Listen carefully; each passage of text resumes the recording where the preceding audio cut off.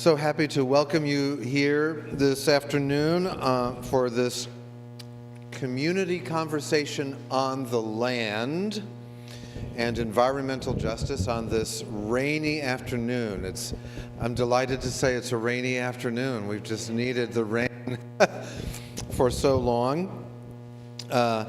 My name is Jay Johnson, and it's my privilege to serve as the rector here at All Saints Episcopal Church in Saugatuck, Michigan, and I'll point, I think that's the camera right there with the little red light on it, and I'll say hello to those of you who might be joining us on YouTube either this afternoon or later. We're glad that you can do that. We had hoped, of course, to be outside under the tents on the parish hall lawn for this conversation about the land, but I'm also glad for this happy accident, as it were, that pushes us inside into this recognizably religious space. I do believe that treating the land with sacred dignity is more essential and vital today than ever before, and so we can make that connection perhaps even more readily while we're in a recognizably religious space talking about the land. Many thanks to All Saints Creation Care Ministry team for the popcorn. I have never smelled freshly popped popcorn in church before. I'm kind of liking it, so that's really great. And for the apple cider, and also to our digital vergers there in the back who are making sure that we can stream this event and have it recorded so people can see it and appreciate it later as well. I want to just offer a very few words about why we're doing this. And I'm really glad to see not only parishioners, but people from the wider community as well. That's exactly what we had hoped. So let me give you a sense of why we're doing this. Many churches observe a little mini liturgical season called the Season of Creation at this time of year, early autumn, that leads into a harvest festival here in Southwest Michigan. This is devoted to sustained and deliberate attention to the wider world of God's creation and our responsibility and role in offering healing and renewal to a planet that is currently in trouble. And so this is the perfect time of year, this little mini liturgical season, to reflect together on our relationship to the land itself, to the land. Do we treat land as merely a resource for us to use, or is it a dynamic, living ecosystem that gives us life? Where do we engage in a process of healing where the land is damaged, polluted, dying? How do we make public policies about the way the land is used that is not only just but also ecologically responsible? What kind of criteria do we use and consider for those kind of policy decisions, and who are the voices at the table for that? Do we consult with our indigenous neighbors who have often a very different relationship to the land than white European settlers? Do we consult with, of course, land developers? And do we also think about migrant farm workers who have a particular relationship to the land? As I mentioned in my sermon this morning, and don't worry, I'm not about to give another one. Once a day, once a week is enough. As I mentioned in my sermon this morning, Aldo Leopold, some of you may know that name, was an early to mid 20th century pioneer, really leader in environmentalism. And he launched a new way of thinking about the land with his 1949 book, A Sand County Almanac. Some of you may have heard of that book. I'm sure that Dave has. A significant turning point for a whole generation of people. in thinking about the land as he urged the cultivation of what he called a land ethic. In brief, Leopold argued that we abuse the land when we consider it merely a commodity that we own. But when we understand the land as a community to which we belong, we treat it with love and respect. So to help all of us think and talk together about the land this afternoon, I'm really pleased. I love there's a popcorn back here. I'm really pleased to welcome Dave Nitre. Am I saying your family name? I'm always nervous. I don't get that right. Really pleased to welcome Dave Nitre to the All Saints campus this afternoon. Dave is the president of the Outdoor Discovery Center in Holland. If you haven't been there, you should go very soon. It's a wonderful, wonderful place. And he has very graciously agreed to facilitate our conversation and to offer us some ways of thinking together this afternoon. David is a graduate of Hope College and brings to his role at the ODC a rich experience in developing and running nonprofit organizations. Am I remembering correctly that you also studied at Notre Dame for a while? Did you get a degree there? A master's degree from Notre Dame. It's okay, it's a Catholic institution, we'll overlook that. It's adjacent, religiously adjacent to us. And so I'm very happy to hand this over to David, and I would ask that you all join me in offering him a very warm welcome to the All Saints campus.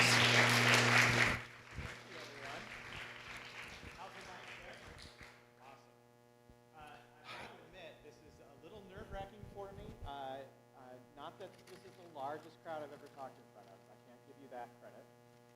But I come from a couple generations of ministers, and so I think this is the first time I've spoke out in the front of a church. And I'm feeling a little weird, intergenerational. So I'm probably not going to hide behind this, just so I can feel a little bit closer to you all. At any point I get too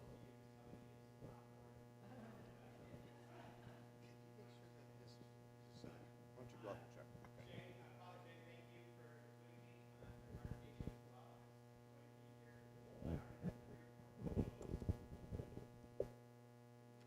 Oh, no problem. I'll repeat everything again. It was all gold. 3 or 4 folks say how thankful they are that I came today, and I want to reciprocate. I'm thankful that you're here. 1, to spend time with me, and 2, because it's obvious that you folks care about the environment around us, and this place in particular, both this place that it's people here, but the land as well.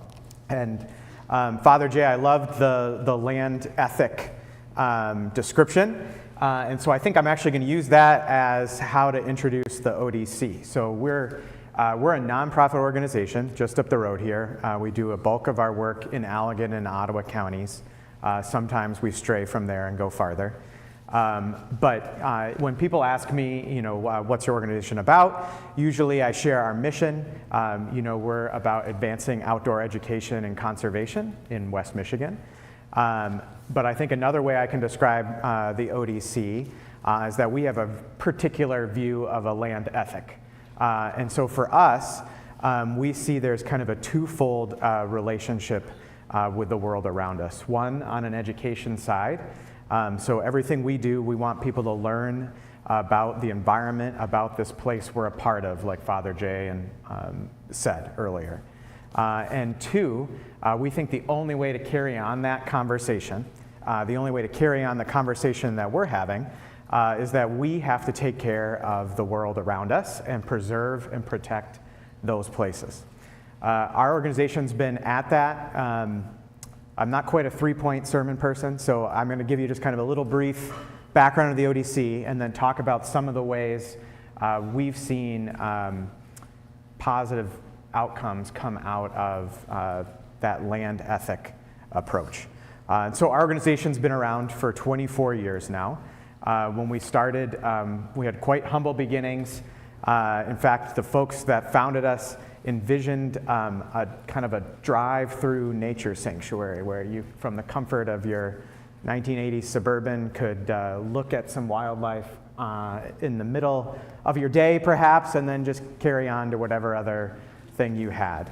And today we just had our annual event, and one of the fun stats we shared is we conducted over 100, we had program participants totaling over 140,000 people last year at all of our programs on 900 acres of land that we've protected and preserved in those 24 years.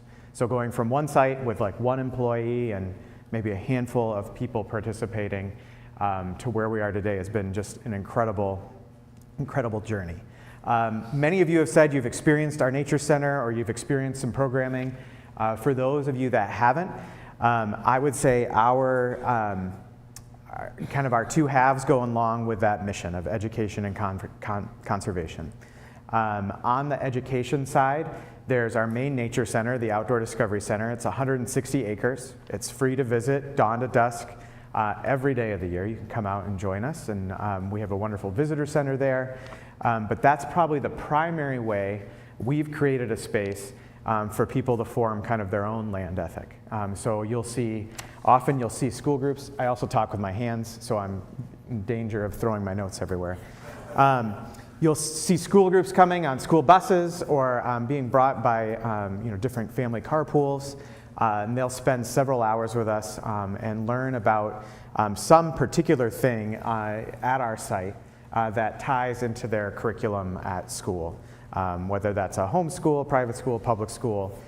We go all the way from early childhood, so we actually have infant child care at some of our sites, up to college age folks in terms of formal schooling, and then adult and community education as well.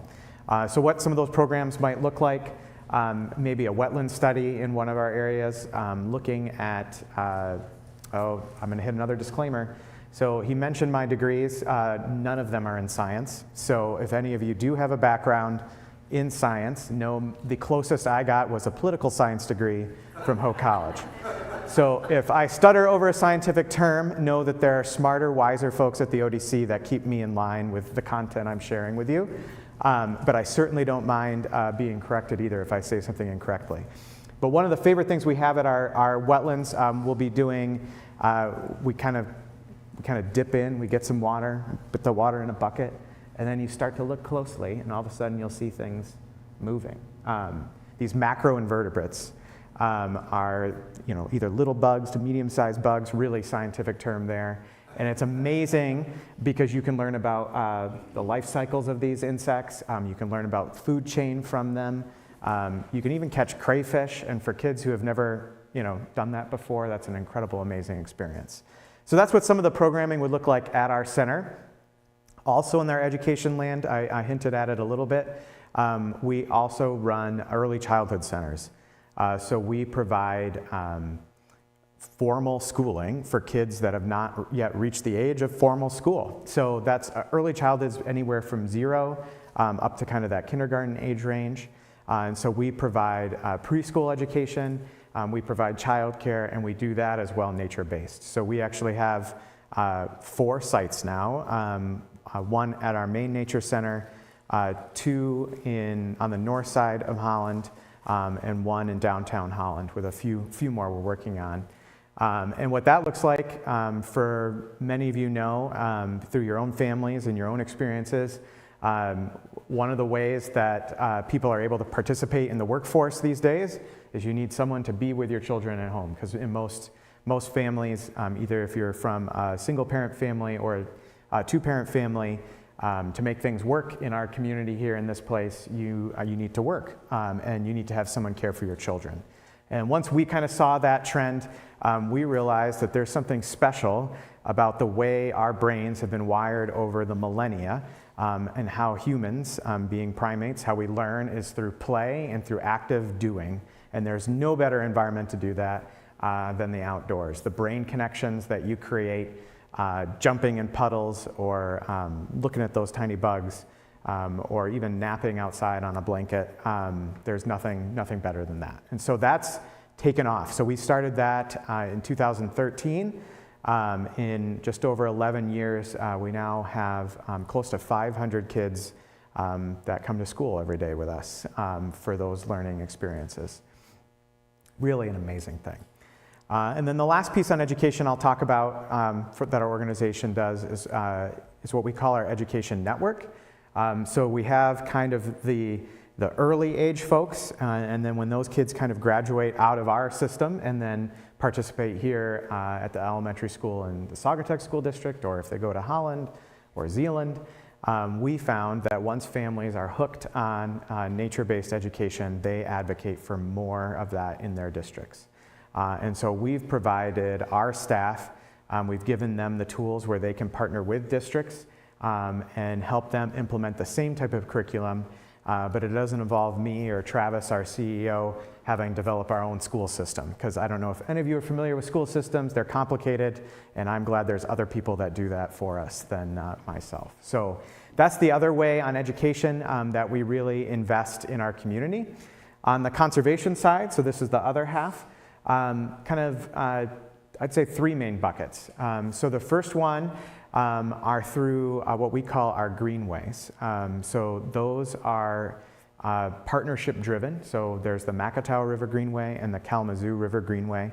I'll spend some more time on the Kalamazoo River Greenway when we talk about some of our environment here. But the notion there is working with local units of government, other nonprofits, other park systems, and individuals like yourselves to preserve habitat corridor and green space along our river systems.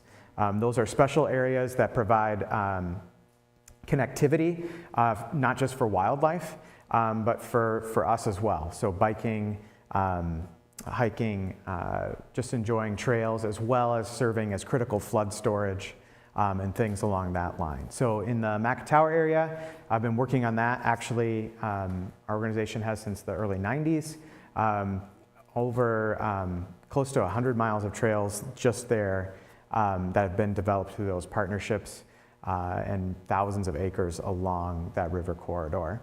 And then here in the Kalamazoo River Greenway, that's a relatively new project, started around 2017, but lots of great partners in this area that have helped us already make huge strides in a short period of time. So that's kind of one bucket on conservation, those greenway connections.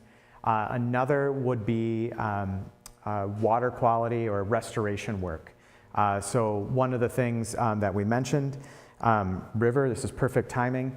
Our rivers aren't always healthy and through no fault of their own.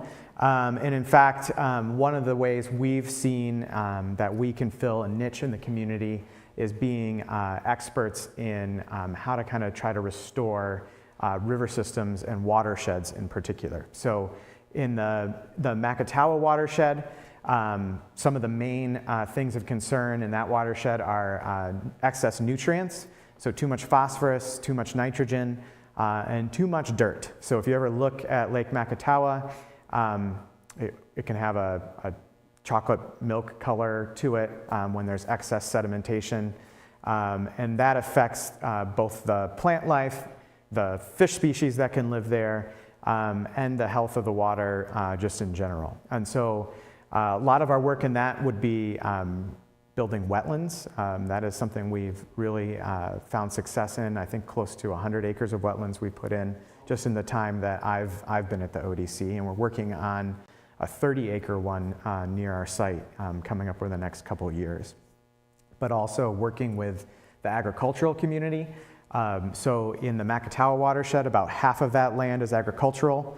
And so if you're playing the volume game, if half of the land where the water is agricultural, you better have good relationships in the agricultural community, or it's going to be very difficult to try to impact the water quality there. And so working with farmers, that looks like cover crop, no-till practices, having riparian buffers or buffer strips along the side of farm fields, and even some innovative technology solutions like using slag filters in kind of engineered systems on fields to filter out phosphorus. So that's a good example on the kind of water quality restoration side. But then we also have a group of staff that takes care of the land, our conservation services team. And so they battle invasive species. And battle is a very bellicose choice of words, but that when it comes to invasive species, that's actually apt describer. Invasive species can be aquatic, they can be plant life. They're basically species that are not from this area, and when they come here, they don't have the same natural checks and balances in the ecosystem to keep them from spreading. And so you'll often see these in water areas. So the tall leafy thing that has kind of the frilly top, that's called Phragmites. You'll often see that in roadside ditches. If you drive anywhere on a highway, it's not a fun car game to play with your kindergarten and third grader. They get tired of it. Let me tell you, I've tried that. But you'll see it everywhere. So our teams go out and treat those either biologically, sometimes chemically, sometimes mechanically, and sometimes with fire, which probably has a ly term to it, but I can't think of it. Pyrotechnically. There we go. Yeah. That's another great way that our organization works in the community. So not only treating invasive species, but then restoring the land. So doing prairie restorations, reforestation projects, even rain gardens or rain barrels or those kinds of things as well. And then the last kind of subset in our conservation side is we really look at sustainability issues. So both internally, as I mentioned, we're a pretty large organization now. And anytime you're a large organization, even the decision about like whether you're going to have coffee in your break room brings up issues around sustainability. And so probably 5 or 6 years ago, we really started taking a close look at how we were operating and what we could do to address our impact on the world around us. One of our main investments of that has been on the energy side. So we actually have 4 different solar arrays at our site. It generates about 40% of the total electricity that we use. And then the other thing we've done is at all of our sites, whether we're in, most of our sites are in consumers, some of them are in Holland Board of Public Works, we subscribe to the renewable energy rate. Has anyone heard of that before? This is gonna be this is gonna be my plug though. If you haven't heard of that, research that with your energy provider. And basically what it does is it allows you to vote with your energy purchasing for renewables. So you pay a little bit more, but you pay that your entire bill or your entire usage the company has to get through renewables. So at the ODC, while we certainly work to contain our energy usage and we do our best to generate some in a green fashion, but when we have to buy it, we make sure we're buying it as a renewable. So been looking from the sustainability lens and then how to partner with communities to help them come around to some new approaches to things that help communities thrive and at the same time take a look at the environment around us. So that, I could keep going probably for the rest of this time, but I won't do that on just talking about the ODC. But before I move on, are there any questions about the organization I work for or how you could be connected to it or any wonders you might have out there? And I think I'm supposed to make the Phil Donahue reference at this point in time. That's it? That went over my head though, so. Thanks a lot. Yeah, no problem. You teed me up. Any questions about what the ODC does? In terms of question and answer, when that comes up, just raise your hand and I will come running around in Phil Donahue fashion with my microphone so that we can make sure that those who are watching on the live stream can hear your questions. And it's fine to not have questions, but I want to pause because I certainly can just talk and talk and talk. Perfect. So that's a little bit about us. And what that means, though, is we've had the chance to participate in some pretty cool projects in our area. And so one in particular is nearby here, although I got to admit I wound my way here, so I don't know if I'd point in the right direction. But I wanted to talk about the successful story around the site that could have been an airport for the city of Saugatuck. Anyone that's from here that knows which direction I can point to it? That way, it's over there. It's over there. So this is one of the cool things, not only about my job, but about what I've learned it takes for a community to be successful in the area for looking out for the world around it. I should have like marked the timetable when I first heard about that property, but I gotta believe it involved a resident. I think he's in the township, John Vanderbeek, but he took me to see different places that he just thought were special. Guy loves the land and loves seeing different parts of it and loves telling people about it. And so no, this was not some great research project a professional at a large conservation organization started. No, it didn't start here. Didn't start from some kind of grand plan, but really started kind of at the grassroots level. And with someone that wasn't, worried about, what that next step was going to be, just knew there was a pretty good idea. And what I loved seeing in this was kind of all the different levels of interactions that it took along the way. And so from some initial conversations with the ODC about just how special this process was, there was another group of people who had been talking with other folks who wanted to create an investment of actual resources to do some conservation in honor of someone's legacy. So a completely different conversation happening over here, and then an idea over here, and then the magic of connecting those two things. And then once you kind of had resources and an idea, then knowing what channels to kind of bring those through so it can become to reality. And so that's a phase where a nonprofit was involved, local government, great city council was involved in that, countless meetings, some on site in the outdoors that can be very fun and very energizing. Some in other public settings like this that have meetings and agendas and rules and comments. Some things that aren't always as fun. But I just loved seeing those things in a short period of time lead to a cool project that I was actually out at on Friday. We had groups of 8th graders from the local schools there who were learning about invasive species, learning about land management, and they helped us manage a bunch of autumn olive on this 170-acre site. And so just full circle, that was just incredible to watch and an example that I hope more communities use where you recognize that you have an opportunity to create not only preservation but active enjoyment for people around the area. And I know there's lots of folks in here who've participated in that process, so I'd love to have some conversation with you all about maybe what some of you learned in that process too. If I can put people on the spot. Glenna, can I put you on the spot? Sure. You're in the frontish row. I just told her it wouldn't be bad being in the front row, and then... I was involved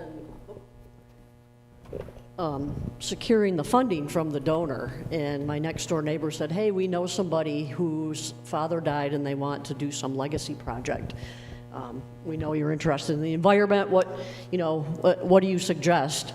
And I have been on the Riverwood Council, which is an informal group with John Vanderbeek and some others in the area.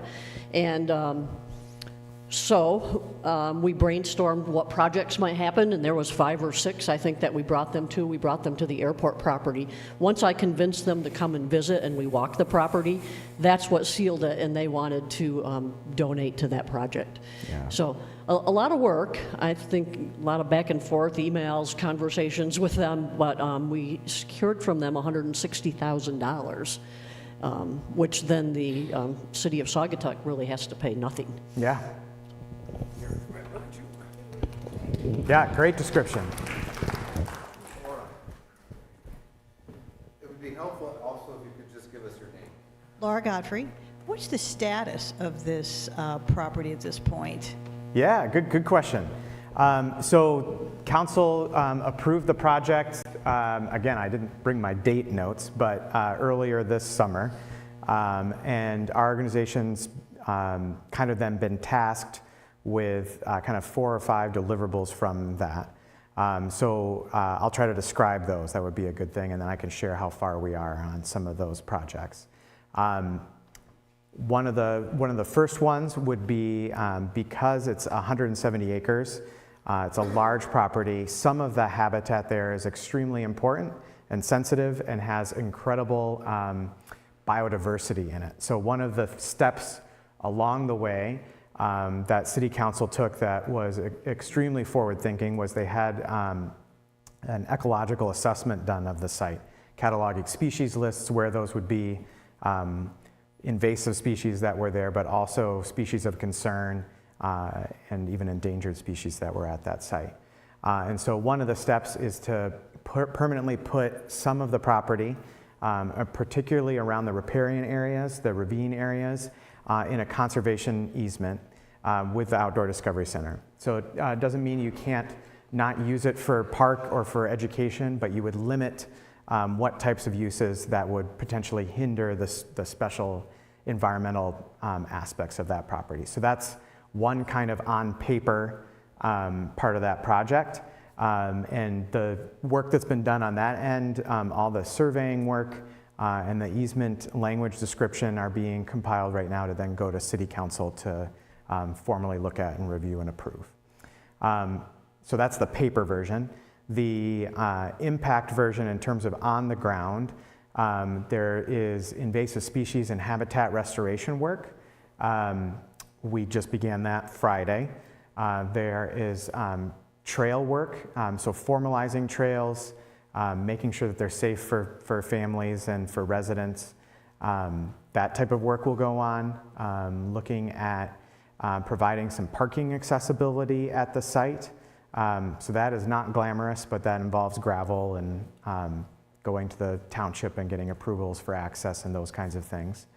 And then adding in one of the cool things that the family actually gave more than our original proposal, which just shows how much generosity there is out there, but to add some overlooks, some wooden overlook structures over some of the ravine areas. And those haven't been started yet, but the hope is to complete those all through the end of next year. Great question. My name is Jim Lindsay. I had a question about the conservation easement. Why does the ODC feel it necessary to impose a conservation easement which will forever legally restrict the property?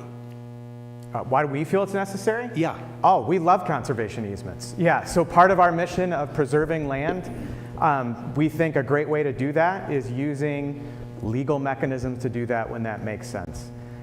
So for us, we hold conservation easements across both communities that we're in. When we can't buy land, think of your property rights as a bundle of sticks. When you own property and you're in a jurisdiction that doesn't have many zoning rules or anything, you can do whatever you want with whatever those bundles of sticks are. ODC, what we do is we ask for some of those sticks that affects what you can do with your property, but enables us to protect that from the standpoint of land and water quality in the long run. So another question.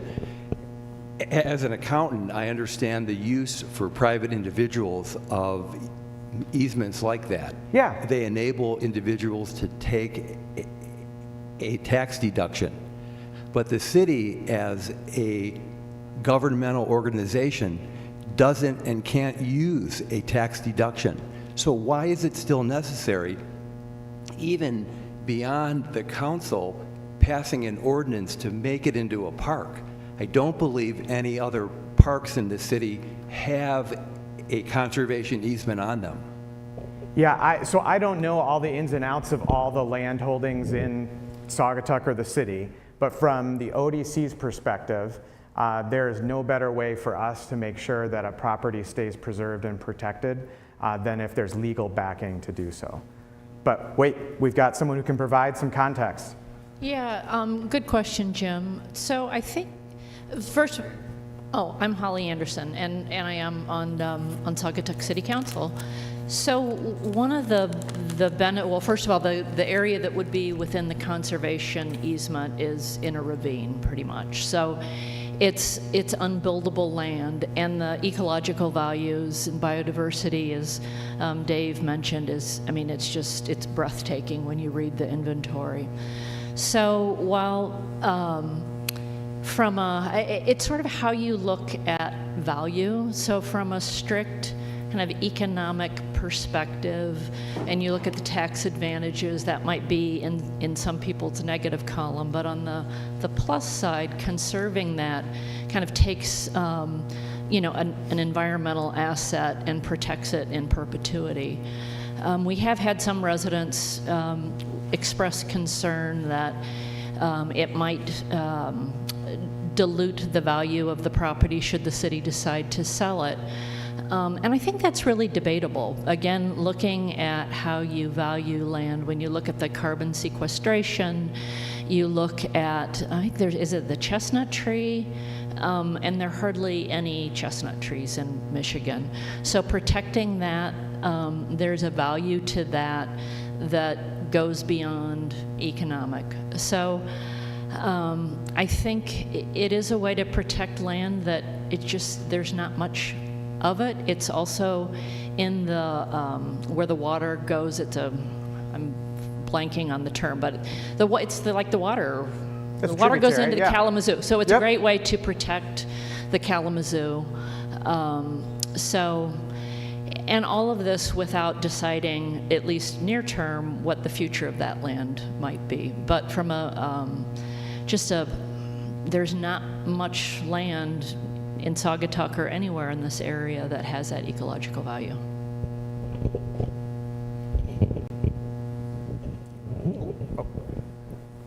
Yeah, running around. Yeah, I'm Marcia Casper, and just kind of tagging on with what Holly said, I did make some public comment at one of the city council meetings, and it was from a historical perspective, and what I mentioned is that back in the early, like 1900, 1904, Teddy Roosevelt created the first 4 national parks. And from that point on, other presidents have created national parks. And it was through their vision, that these are natural assets for America.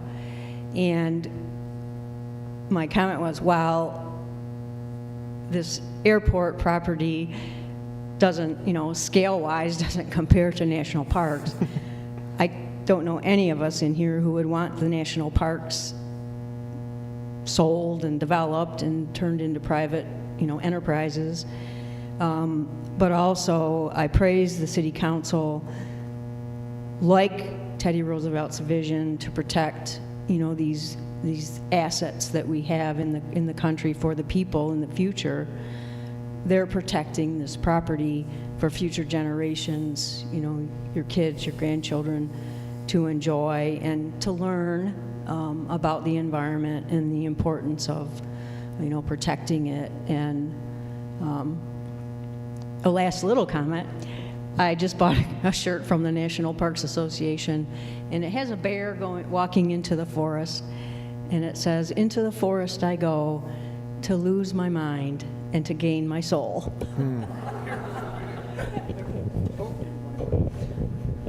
If we want to protect our land and be good stewards, we have to think of it much broader than a dollar value. Tax breaks, whether a city gets them or not, are minuscule compared to the value that land brings ecologically and health, for the health of our community, health of visitors. So we have to think much more broadly than a dollar value. Thanks.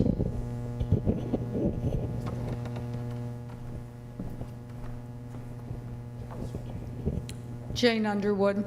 I've heard about the airport property all my life. I've never been out there. I would like to see it. I'd often thought it might make a very good place for moderate income housing. but I understand that's not possible. The property is owned by the city of Saugatuck, but it's in the township that seems to have some rules and regulations regarding land. Currently, our city council is supportive of this plan. I fear that there are some people in the community who aren't too happy about it, that have some serious questions. Am I right, Glenna? Yeah. Yes. I think we need to examine this issue very carefully. And the League of Women Voters just recently had a voter forum for the city of Saugatuck. And I think we have to be careful about voting. Parks are important, as Marcia just said. And an awful lot of people in this country really don't have access to open land or hiking trails. We are so fortunate. I mean, behind my cottage is woods all the way over to the lake, Saugatuck Harbor Natural Area. So consider these issues carefully.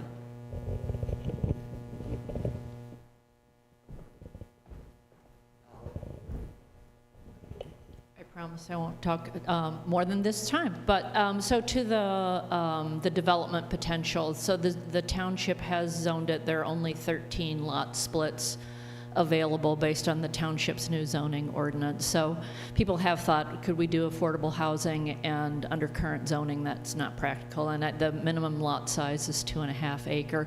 Plus, it's fairly far from where people would come to work living in affordable housing. It's a bit of a hike to downtown, the downtown areas.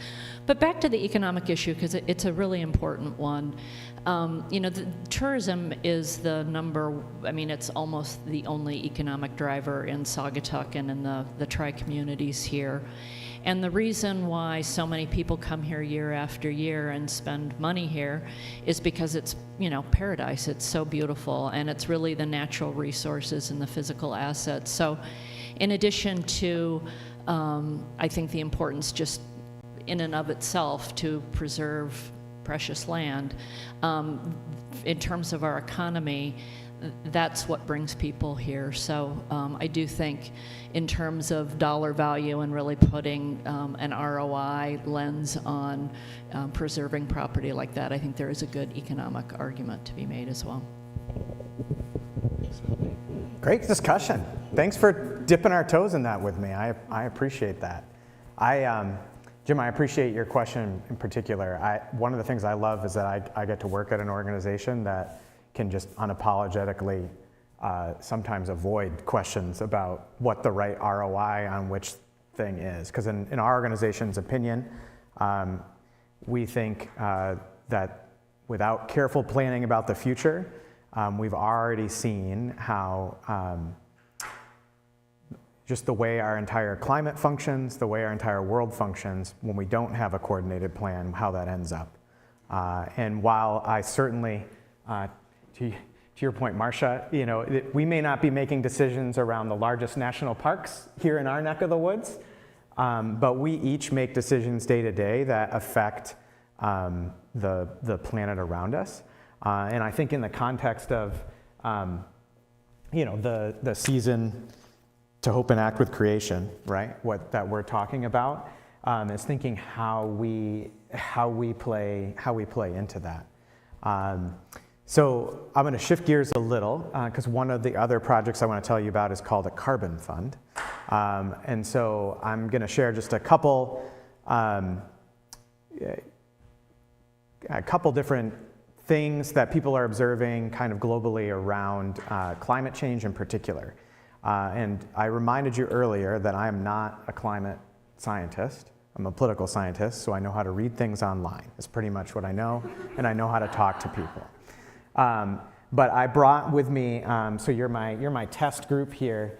I'm going to be presenting to the Hope Association of Senior Professionals on Tuesday, and they wanted to hear about decarbonizing efforts and what's happening in our community. And just in looking at different things along the way, I was struck by some baffling stories. So let me just make sure I get my data right here by grabbing a slide or two from that presentation. How many of you have heard of the Great Pacific Garbage Patch? Anybody? Okay. So for those of you whose hands didn't go up, I'm not sure if I saw any that didn't see that. It's this area in the Pacific Ocean where currents have accumulated stuff that's ended up in rivers. And they call it this garbage patch. It's kind of like an island. But people did this thing that scientists like to do. They measured it. So does anyone want to take a stab at which state its approximate size is? Anyone want to? Texas. I heard a couple Texases. That is what they compare it to, but it's 2 times the size of Texas. So, and again, I'm not I don't know exactly the volume of plastic that ends up in that, but it's primarily made of plastic. But one of the things I do know is because I have little kids and we're always thinking about road trips, Texas is one of those states where it's actually farther across Texas than it is for us to drive there from here. And I have yet to volunteer to drive with my kindergartner and 3rd grader from Michigan to Texas. And this polluted dump that we've all contributed to, it's everybody's rivers end up in the oceans, that's how watersheds work, would be 2 times longer than that. And there aren't incredible solutions for that. So that was an eye-opening one I came across. Let me see what else I've got in my little bag of depressing. Oh, well, yes. So let me give you some semblance of hope on that. So they are researching different things to do with it, like collecting methods off of boats, also experiments with different types of bacteria that might eat plastic that could work on that. There are different enzymes and things, again, non-science. You can Google that and you can see some of the things they thought of. But part of the problem to wanting to implement a fix for that is that's really a symptom. The real problem is we use too much stuff and we dump it places, right? So like, who wants to fix a thing if we're going to keep doing it? You'd like to chime right in. I saw you hand go right up. Yeah. Oh, hold on. Donahue's here. Yeah. Hi, Barbara Muller. I lived in the East Coast in the Boston area, and then I lived in California, and it's been a long time ago. But while I was living in California, we didn't use plastic bags at the grocery store. We all would carry in our bag and get our groceries. What are your suggestions on getting active about reducing or eliminating the use of plastic? That's a great question. So I don't have a company line on that, but I'm going to give you the 2 things that I think are important. The first one is your own practices. And even for someone like me that values sustainability, it's amazing how easy it is to end up with a bag full of plastic bags, right? So I'm not saying it's easy. I'm saying if that's a priority of yours, to take the time to look at your life habits. So one of the ones that I only partially was able to get out of the habit, maybe I should spend some time with Father Jay and talk about that. But I love coffee. And so I also love meeting people. And so I would meet people for coffee and use a cup. And now some places have gotten compostable cups, paper cups that are recyclable. But what I realized is it really didn't matter where I was going. I was using a single-use cup that, whether it ended up where it was to be reused, my whole process on that, let alone where the coffee beans are grown and how all that goes. But so I've started using, I bring my own cup where I go now, right? And it is frustrating and you got to remember to wash things, but that is one small one small aspect where your lifestyle, if you are looking at that, so I encourage starting there because that is something within your control on that end. The second would be the organizations you're a part of.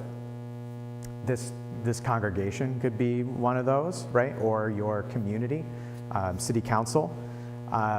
That's where a more significant change would get made. So in plastic in particular, there are communities that don't allow plastic bags in their communities. I can't think of one off the top of my head, but you can make your own rules as a community on things like that. And I think nationally, as well would be an area where you could advocate for policies along those lines. But I think the two best first steps are the ones that you can control, so kind of yourself. And when I suggest that, it's not to say that I think any of you are folks who aren't thinking about your lifestyle, but just sometimes you really have to have a concerted thought. And I also don't say individuals because sometimes it's easy to say, recycling, that's up to the person to figure that out, when really we all kind of subscribe to this buy a bunch of stuff lifestyle, and the whole notion of having to decide whether we're recycling a thing because we've used it up and found no more value is probably not the best thing. So I don't single out individuals because of that. And so I do think it's important to be involved in the organizations that you're with. At the ODC, an area we haven't figured out yet, so we do large events for people in the summer when it's hot and you need to have water. And we've done bottled water, we've done boxed water, we've done aluminum water, we've done Water Monster giant cooler 400-gallon thing. We've done filters on the end of hoses. We've tried a lot of ways, and the other thing I just want to acknowledge is that there are times when you're not going to have the best solution to something like that, and you have to weigh that out as part of what is that thing you're doing. Our organization also does eco trips, so we actually put people on planes. Planes are not great for carbon footprint, but part of our mission belief, and people can think we do this right or wrong, I'm not here to tell you we do it the right way, is we think it's really hard to learn about things without seeing them. So we get people close to those glaciers, and some folks that have gone 10 years ago and have gone again can literally see what has changed. And that is really hard to then tell that person not, if I'm arguing with that person that's seen it, that it's not, ice will be fine, it'll come back. They have literally seen it, and it's really hard to argue with that. So it is definitely a complicated thing, but great question.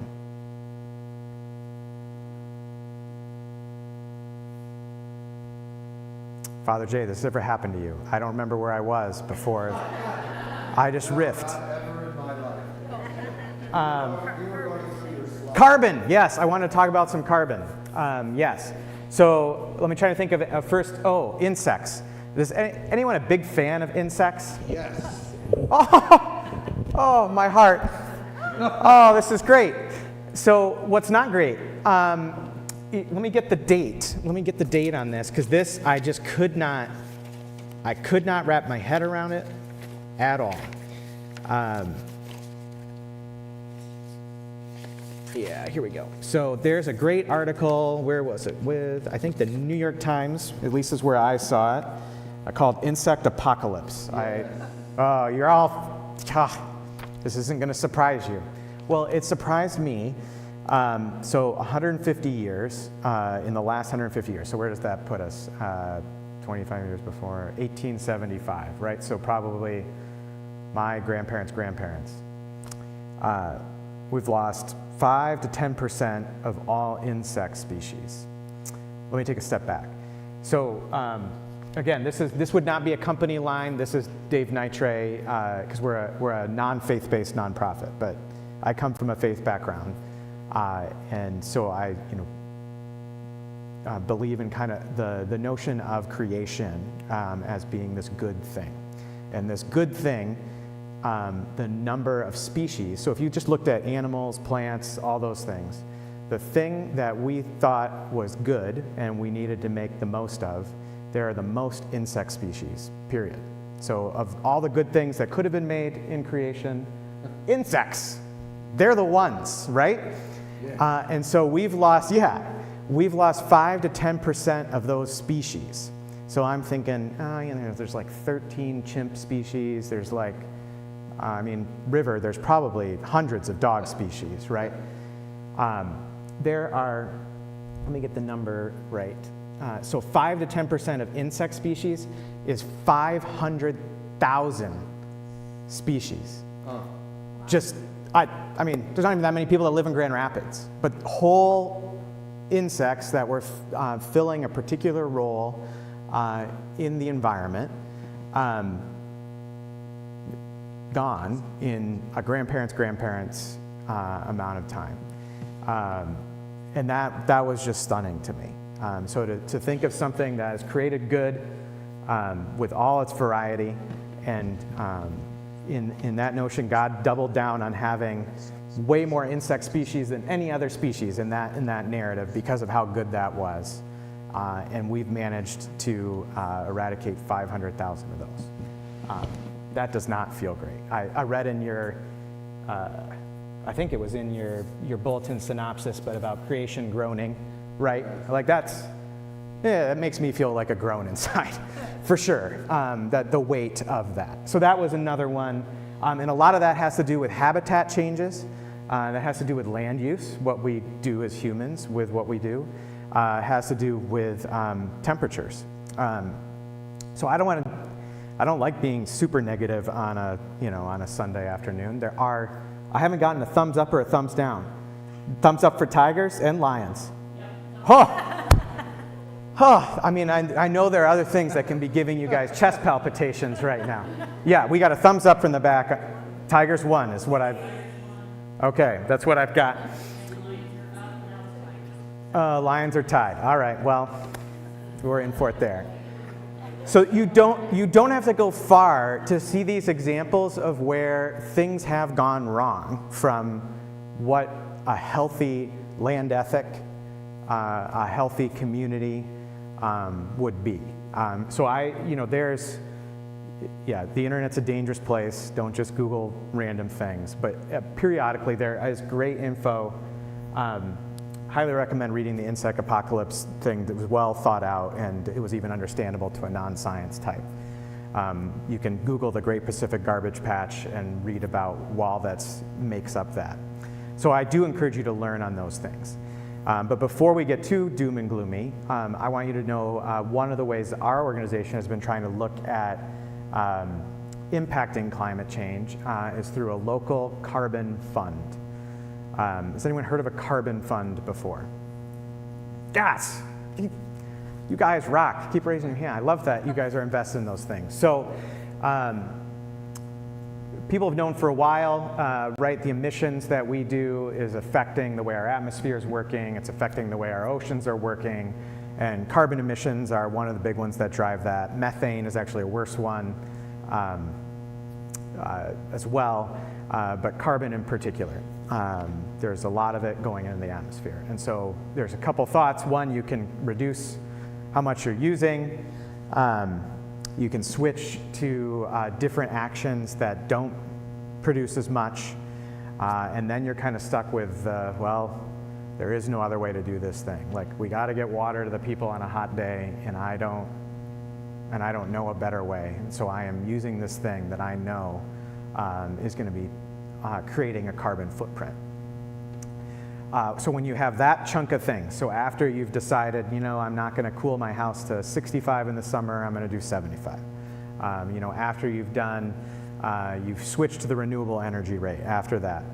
I'm not suggesting 65 was ever a good place on that. It's a little chilly. Yeah, I know. I just gotta, this guy's crazy up here, but hyperbole is a great speech tool to use. So after you've done those things, then you're left with a certain amount of your footprint And what people have tried to do is come up with different ways to offset that footprint.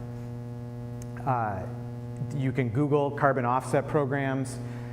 There's not national regulation on that. There's not international regulation. It's kind of the Wild West of environmental doing good. There are lots of international projects where folks have done tree planting, but it's hard to know like what's happening with that. And so one of the areas the ODC's looked at, and we actually partnered with the Holland Zealand Community Foundation, was could we set a fund to do carbon offsetting projects locally, where we can see those and have a tangible impact on the air we're breathing right around here, and the emissions we're putting out right here. So that was a cool collaborative story. In similar fashion, we had, who's now a former board member, was like, hey, other groups I'm a part of, some of these national environmental groups are working on this. What could the ODC do? And when we talked about it, it's, well, we're not national in scale. We don't have a ton of legislative clout. What could we do? And so we've created what's called the Community Carbon Fund for our area here. The funds themselves are housed at the Community Foundation in Holland Zealand. And basically the work goes the way it works, nonprofits can pitch ideas to the advisory group that the Community Foundation runs on projects that would either reduce emissions or offset them by removing carbon from the air, or carbon sequestering, or changing the energy savings or something along those lines. So a nonprofit can bring an idea, a board can decide, hey, is that idea going to work, and is that going to help us move the needle on carbon locally? And then that fund can fund it. And then on the consuming side, so on what folks in a room like this could do, is when you have an unavoidable, so I've already said that I don't like road trips to Texas in a car with 2 little kids. And so I know I'm going to have to get, if I'm going to visit my cousin, I'm going to have to get in a plane because I just emotionally cannot drive that long. And I know there's great calculators everywhere. You can Google airfare or flight carbon impact calculators, and they'll tell you. And so you can see, if I fly to Texas, I am expanding my footprint by this. And when I do that, I can contribute $25 or $50, depending on how far my flight is. If I'm doing one around the globe, probably more like 50. If it's just to Florida to see Mickey Mouse, probably 25. Put it into this fund and know that nonprofits around the area are working on projects to make up for that time when there was just not another way for me to do that thing. We just launched it over a year ago. We've already completed one tree planting project. The ODC got to be a part of it at one of the new preschool sites we built. And we're about to start on an 8-acre tree planting site on our site as well. And we've already secured over $10,000 in donations, and they're geared towards the $25 to the $50 to, you can offset your entire household's driving for the year, for example. Could be $500 depending on what your vehicle use is like. But that's been incredible to see that take off. Again, that's a small step, but that fund will keep growing. It's being invested to hopefully allow more proceeds that will then kick off more of these projects. And right now, to give you kind of the project update, we're working on getting, we've been working both with the local Habitat for Humanity as well as one of the local energy producers to look at providing some assistance for folks that might need some of that affordable housing or might be moving into those instances, to make sure that they have energy efficient homes and appliances, because that's a big saver on carbon output as well. And so we don't see this as just being, oh, this is the thing for that nature center to do because they love planting a good tree. And we do, and we plan to keep doing that. But we really see it as a way for nonprofits across the community to think about, hey, how can we help people reduce their impact around them? Question, yeah. Phil. I don't blame him. He was just mesmerized by my ability to orate. Thanks, Phil. My name is Barb Steen. I live in Douglas. Does anybody, any of these nonprofits have anything going with composting? Oh, good question. You know, methane, food waste, it's a big deal. It's kind of fun to compost. You hit on another big one, food waste. If you don't want to be depressed on a Sunday afternoon, don't Google food waste stats. I'm pretty sure that pesky little thing called the Bible probably has something to say on food waste. Yeah, it can really just, but I'll let you dive into that at some different point in time.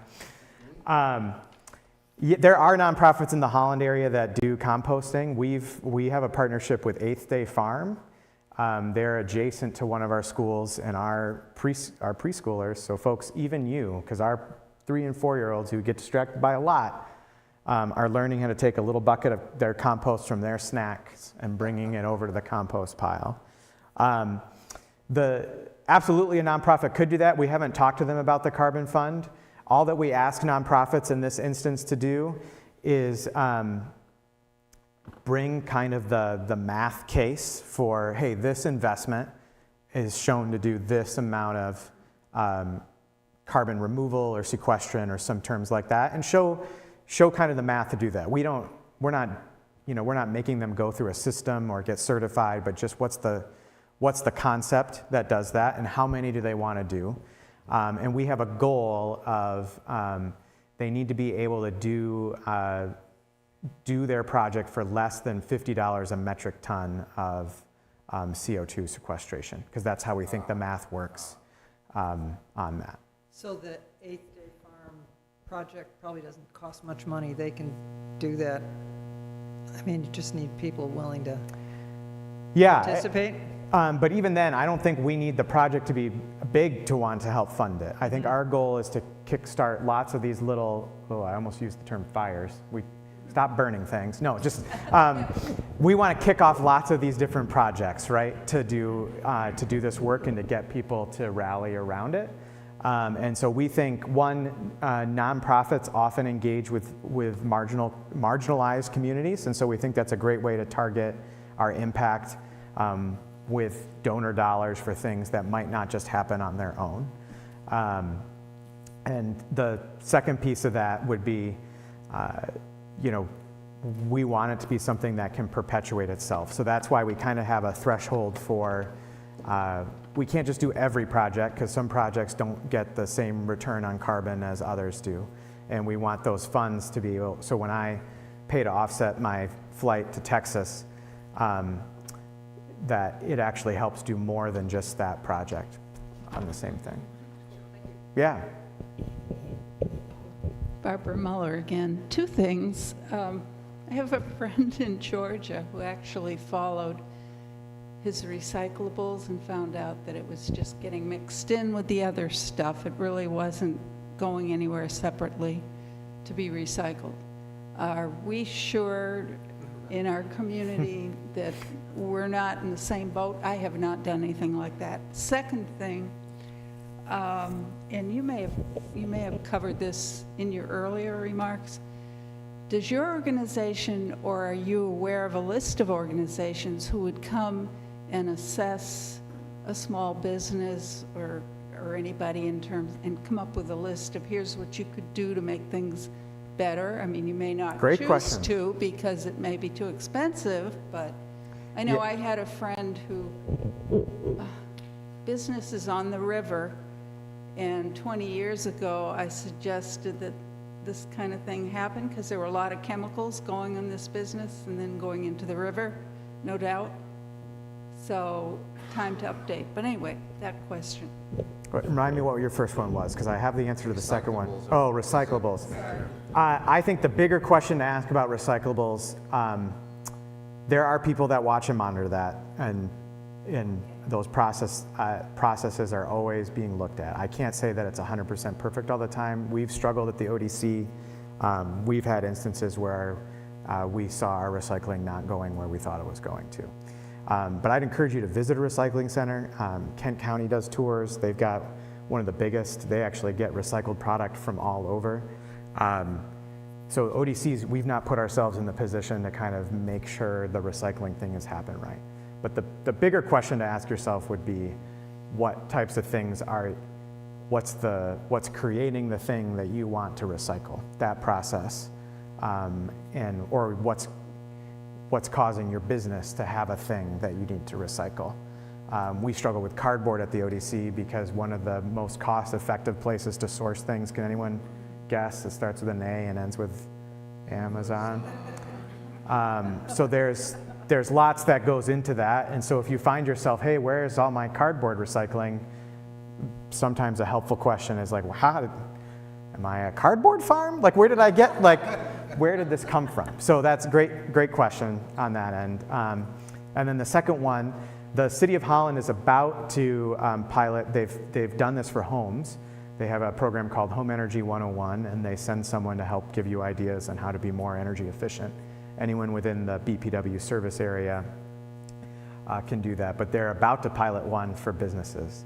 Otherwise, there are for-profit companies that do that because there is an ROI on reducing the components you need to produce a thing, or as well as the energy that goes into that. That would be return on investment.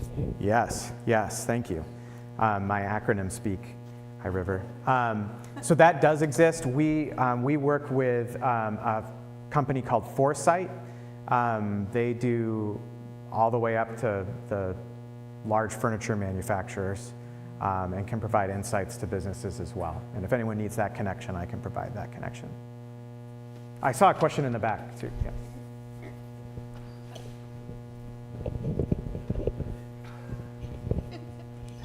Hi, Chad Teal. I'm a local resident here in Saugatuck. You mentioned earlier about your organization working in a local community advocating for no-till and cover crops. Yeah. I understand that to be an excellent carbon sequestering tool, but yet you drive outside of town and you see a lot of till. What's the perception and the reaction when that's advocated for?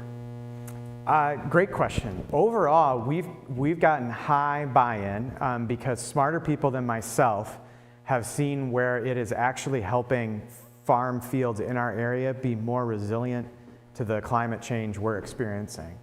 I had a great stat, I think it was from 2 years ago, but where Wood TV said we've had the wettest year through April 1, and from April to August 1, it's the driest on record, right? And so it's not that necessarily our total amounts of precipitation are changing dramatically, but it's like the chunks that it comes in, and that can be very difficult, especially in the crop growing process, when you have this drought, uber rain thing going back and forth. And so those types of practices that you talk about, we've seen where the more resilient soil can be. And so those practices actually, you need a scientist to explain all this, but there are a ton of living things in soil that make soil healthy. And when soil is healthy, it absorbs water better, it doesn't run off as much, and it is actually physically stronger. I'm dabbling at the edges of how to explain it to you. But farm equipment's big and heavy, and it can't get into wet, muddy fields. But if your soil is absorbing the water better and has a stronger structure, you can actually start the active farming earlier in season than your competitors can, and you can actually get planted when they can't. And so we're seeing that come around. That involves real dollar investments, though. Equipment that does no-till is expensive.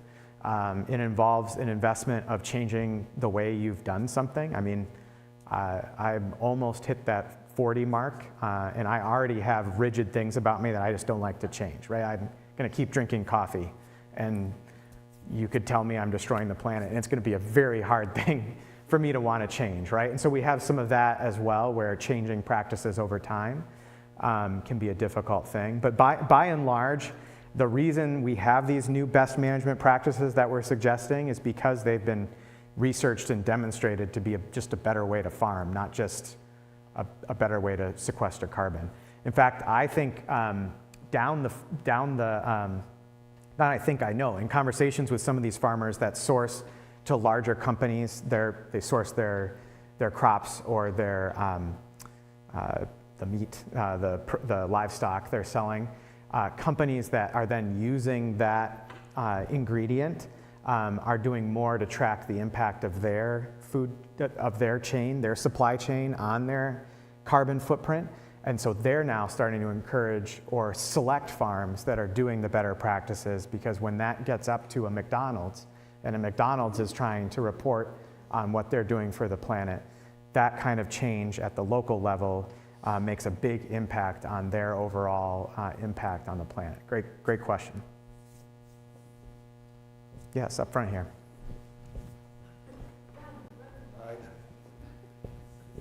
Just to follow up on your comments about the insects. Yeah. My name is Nancy Kimball. I live locally here. I attended a program at Huntry Nursery that was about pocket prairies, basically encouraging homeowners, to develop at least a small portion of their property in native plantings to encourage the insects, particularly monarchs, but all of the, all the bugs we love, and even some maybe we're not so crazy about. And, it was just very inspirational. And I was wondering if ODC ever does anything along those lines to encourage homeowners to, We do.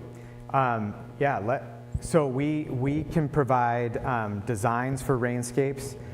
We do, so rainscaping for us would be pretty much any way to take care of your property that's not turf grass. And the turf grass has its place, but there's a lot of better ways you can do to still have a beautiful home, beautiful landscape that has some of these side benefits. That is one of the ways we've actually started. So we can do some kind of site assessment, and we do that because we love being good partners in the community. But our conservation services team actually installs those to help generate revenue for our organization. So we even do that for businesses.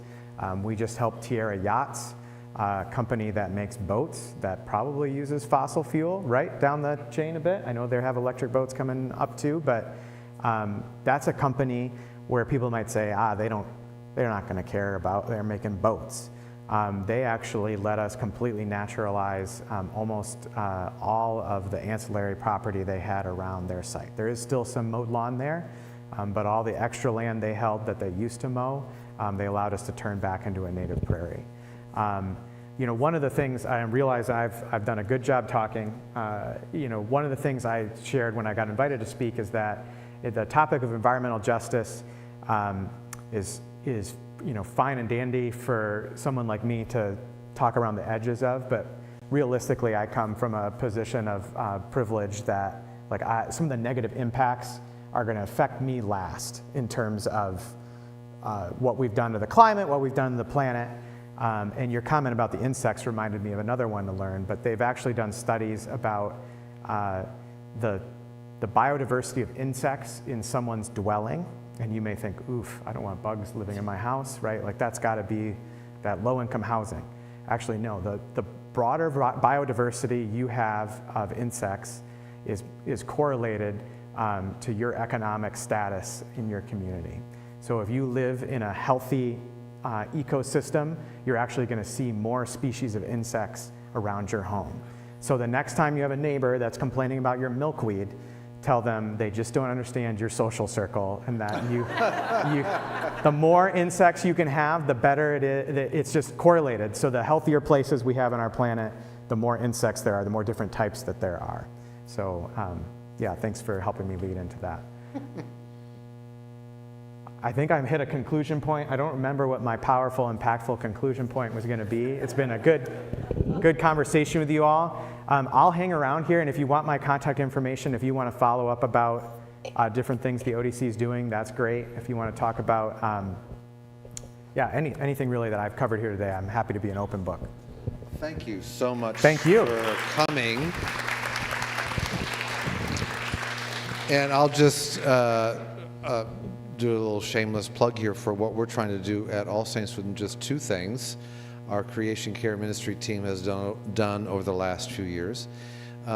There's an organization called Interfaith Action Southwest Michigan, which works here in Southwest Michigan, and it's a cooperative among Muslims, Jews, Christians, and other religious traditions to work on issues around the common good, our common home, which is ecology and so on. They actually have a checklist for organizations that want to be more green. So All Saints Parish, I can't remember when, Lisa, about 2 years ago, became certified as a green faith community by going through those checklists of things, just things that you can do that aren't that hard or complicated, but actually make an impact. That's one. And then two, we have this wonderful pollinator garden, and now I have to figure out which way I'm pointing. It's over there. Yes, it is. And that was put in just as I was arriving 4 years ago as the rector here. And it's really so great. If you get a chance, it's right over here. You can't miss it. You'll be able to see it. And gosh, it really does. Pollinators come there. It is covered in bees and all sorts of insects. It's really wonderful. So there are ways that you can take steps. You don't have to do everything all at once, but you can take steps along the way. There are organizations like ODC and like Interfaith Action and other places that can help. And I hope that this has been an opportunity for all of us and all of you to think together about what our relationship is to the land. It is a relationship. The land is a community, and we belong to it. And I'm grateful for your presence today. So thanks for coming.